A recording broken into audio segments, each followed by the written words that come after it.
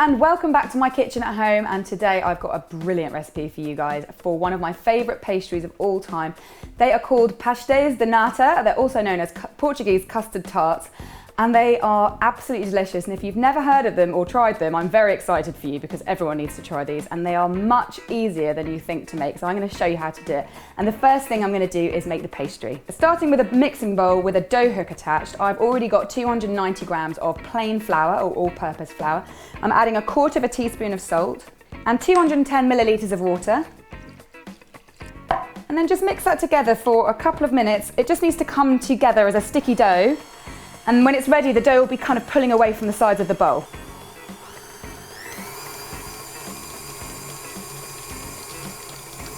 Now we can see it's starting to come away from the sides of the bowl, which means it's ready. This dough is super sticky, like a very wet bread dough. So it will be all stuck to the inside and your dough hook, so just get it all off. And I'm going to rest this dough for about 10 or 15 minutes, but before I do, I'm going to throw a load of flour on the surface, otherwise it's going to really stick while I shape it. And I'm using a dough scraper or a pastry scraper to get the dough out because it's, like I said, very sticky. These are really handy tools when you're working with dough like this. Now, it's pretty oozy, so it's not going to keep much of a shape, but if you can try and sort of fashion it into a sort of square, that will help a little bit later on. Just use your pastry scraper to kind of push the edges in. And once you've done that, put a load more flour on the top. And don't worry about the amount of flour that you're using. This is going to really help things. And then wrap it in cling film with all the flour in it and leave it to sit for 10 minutes. My dough's been resting for 10 minutes and it is pretty much exactly the same as it was 10 minutes ago, but now I've put it onto an even more floured surface. And for this bit, you're going to need to make sure you've got nothing else around you. You want as much room as possible because we're going to roll this out quite big and it makes quite a mess. So I have my square of dough and I've got a very, very nicely dusted rolling pin, and I'm going to roll that into a 16 by 16 inch square.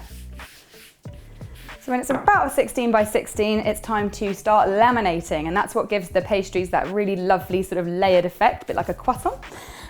So I'm going to also use a very light brush to dust away some of this excess flour. I've got this fancy one, but you could use a clean, dry makeup brush if you want. You don't want it to be a bristly brush because this dough is very, very thin and fragile, and you don't want to damage it.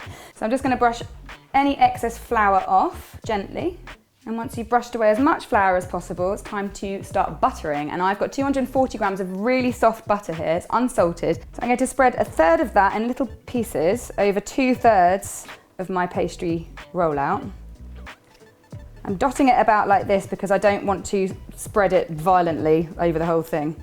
Being very gentle as I spread, because as I say, this dough is very thin and fragile, and I'm leaving about an inch gap around the edges so that I don't smush loads of butter out when I fold it. Now it's time to fold this guy over onto itself, and while you've been spreading it, it might have stuck to the surface, so use your pastry scraper with a lot of flour to unstick. And once you've unstuck it, you want to fold that third over the middle third of your square. Again, just use your pastry scraper just to unstick any bits that are kind of lodged onto the top of your counter. And then you need to fold the buttered third over the middle of it as well. So now we need to get this strip of folded dough and turn it 90 degrees. So again, use your pastry scraper to unstick any bits. And what I normally do is fold it over onto itself just so that it's easier to handle. And flour your surface a little bit more just to make sure that no sticking happens. Once you've turned it 90 degrees, fold the edges out. And now we need to repeat the process by rolling it into a 16 by 16 square. And then brush the excess flour off and repeat the whole buttery laminating process.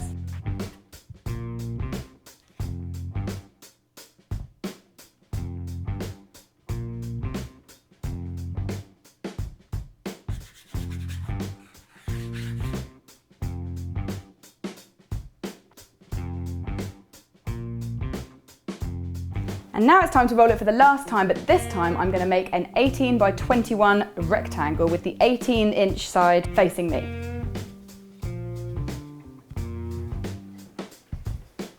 Now with this one, I want it to be a little bit neater because we're going to roll this up into a sausage. So I'm going to trim the edges just using my pastry cutter. And now we're going to laminate it for the last time with the butter, again brushing the excess flour away, and this is going to leave us with so many layers of very, very thin pastry and butter. And once you've brushed the excess flour away, you can spread the butter on, but this time over the entire piece of pastry.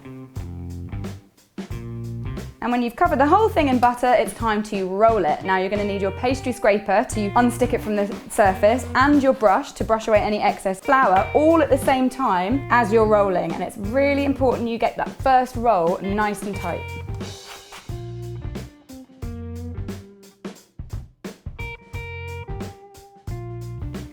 And once it's all rolled up, you can trim the ends with a sharp knife just to neaten those up. And I'm going to chop this in half. Each half will make 12 pastries, so I can save one half for another time if I want. And these just need to be wrapped up in cling film and refrigerated for at least 2 hours, or ideally overnight.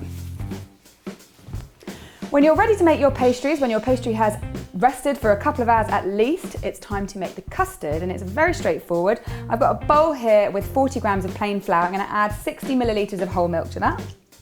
And just whisk that together until it's smooth. And then set that to one side for later. And now in a biggish saucepan, I am going to put 165 milliliters of water, along with 240 grams of caster sugar and a cinnamon stick for a little bit of flavour. And I need to take that over to the hob to heat it up. I'm going to heat that over a low heat for a few minutes until it reaches 100 degrees C. So I've got my thermometer here, that's very important. But meanwhile, I've also got a small pan over here with some milk in it, and I'm going to bring that to the boil. You don't want to stir your sugar syrup solution, you just want to leave it there for the sugar to dissolve, but the milk will boil faster than this will get to 100 degrees, so keep your eye on both of them because we're going to take the milk off when it's ready. Right, my milk is just coming to the boil, so that's perfect. I'm now going to pour it over the top of my flour and milk solution that I made earlier, just whisking at the same time. I'm also going to add a small amount of vanilla, about half a teaspoon, and mix that in as well.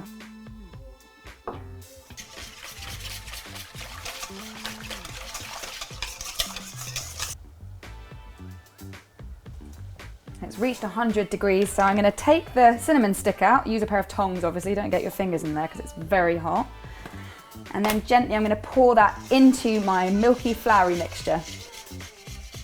Keep pouring it in a nice steady stream, whisking all the time, and be careful of splashes because, as I said, this is very, very hot stuff.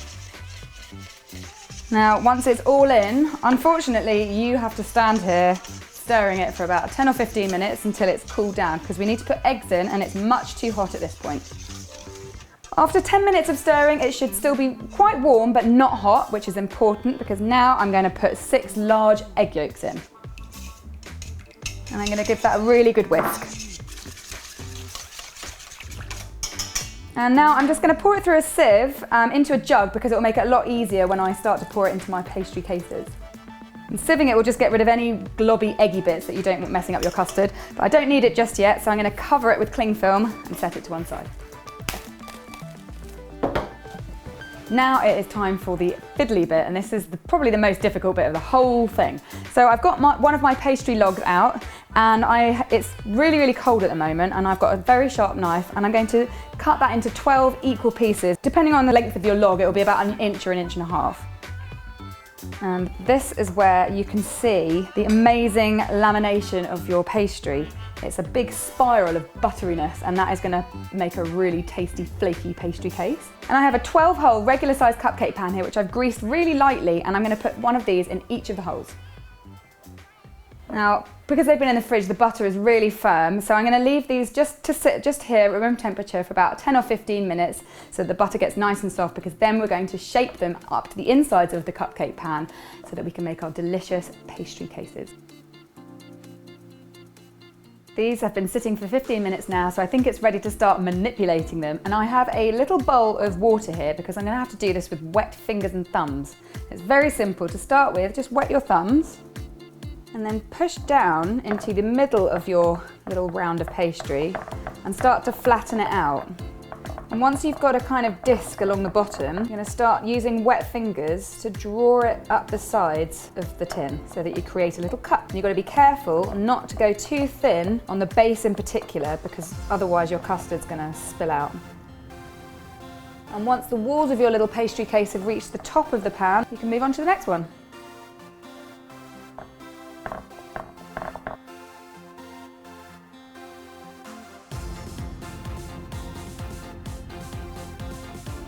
And now that all my pastry cases are smushed and ready to go, I'm going to pour in my custard. I'm only going to use half of this, and this keeps really well in the fridge just for about a week as long as it's airtight. And I'm going to fill my cases about 3/4 full.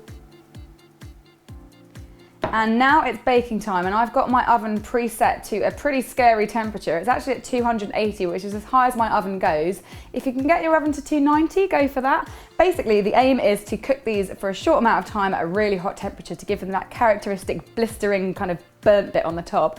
So I'm going to put these into my 280 degrees C oven for 8 to 9 minutes, but I'm going to keep a very close eye on them.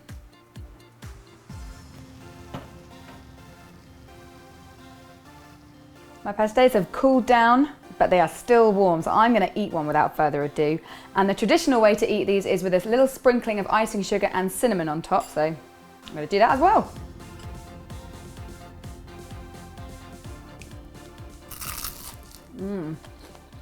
Oh, I don't know if you heard that, but that is crispy. The pastry is so crispy and flaky, and the custard inside is just set. That is delicious.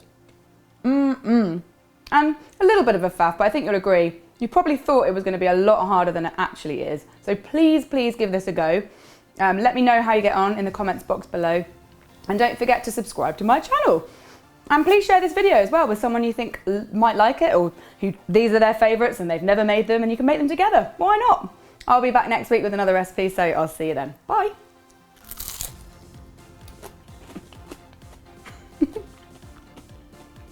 Nearly choked on the cinnamon. It's fine though.